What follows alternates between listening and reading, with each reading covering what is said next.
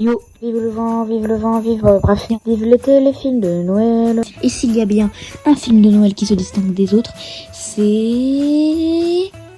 Hyper Noël 3. Non, Maman j'ai raté l'avion. Maman j'ai raté l'avion, en anglais Home Alone, et en québécois Seul à la maison, est une comédie familiale américaine réalisée par Chris Columbus, le réalisateur de ça. Non, pas film d'horreur, ça.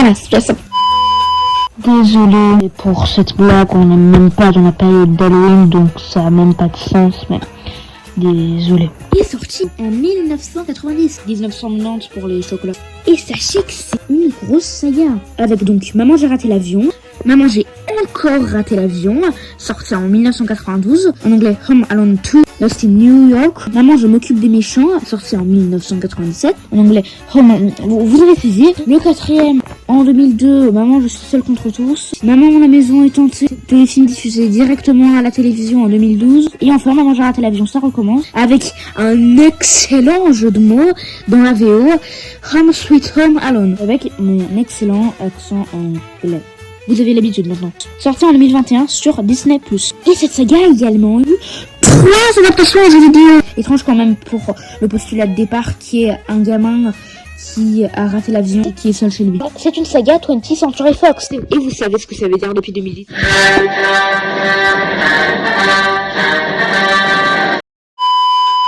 Ça part de la famille Macaulay Culkin, non, McAllister, pour prendre l'avion pour Paris pour y passer les fêtes de Noël. D'abord, Kate McAllister s'aperçoit qu'elle et toute la famille ont laissé chez eux leur Benjamin, Kevin, âgé de 8 ans, principalement tourmenté par ses frères et sœurs. Toi, je parierais que tu t'es fait volontairement filer des chèques de voyage qui sont pas valables en France. A-t-on commandé ma pizza au fromage? Mais si tu la veux, Kevin, je crois qu'il faut clinquer entre nous des gobies en vitesse. Elle a été mangée. Fuller, arrête de boire autant de Pepsi. Oh, Kevin, ton assiette vite. Oh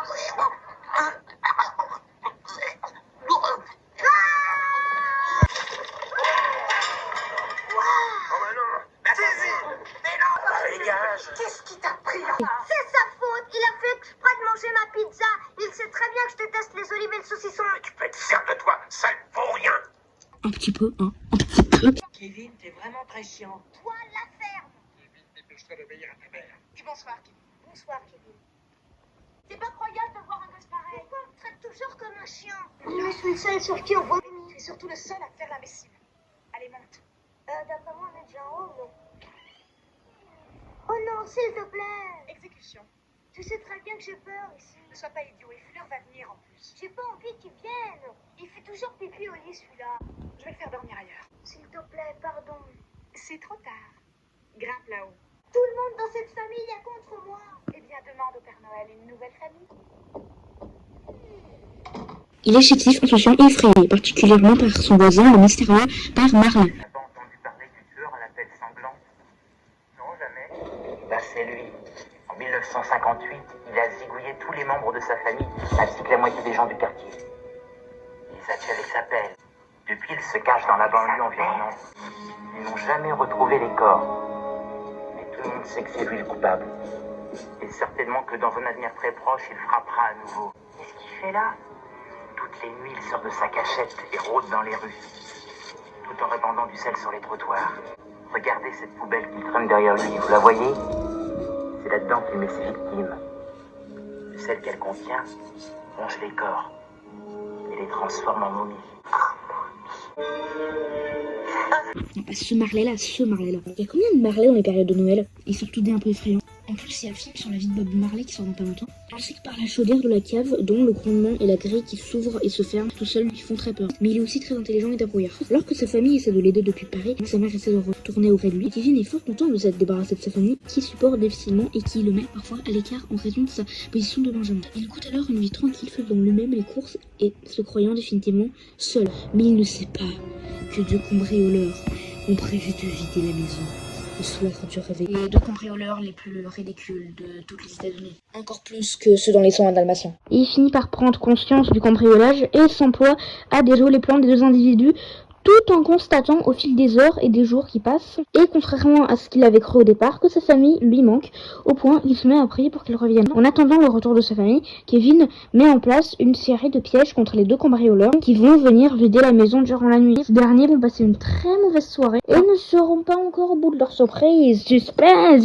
avec Macaulay Culkin, Joe Pesci, Daniel Stern et Catherine O'Hara bien sûr. Ça va bien 5 minutes, les rêves sur Links the Sun. Et le film a reçu dont ceux mentionnés sur l'écran. Et le compositeur, c'est Johnny. Non, pas ce Johnny, c'est Johnny. Enfin, John Williams, quoi. Et je rappelle que John Williams, c'est ça. Non, toujours pas le clown qui fait peur. Non, arrêtez de vous foutre de... Niveau critique, quand il est sorti aux États-Unis, le film il a reçu un accueil critique généralement favorable. Genre sur le site de critique, on a sur Internet Movie Database, désolé je sais pas comment ça se prononce, il obtient un score de 7,6 dixièmes sur la base de 448 890 critiques.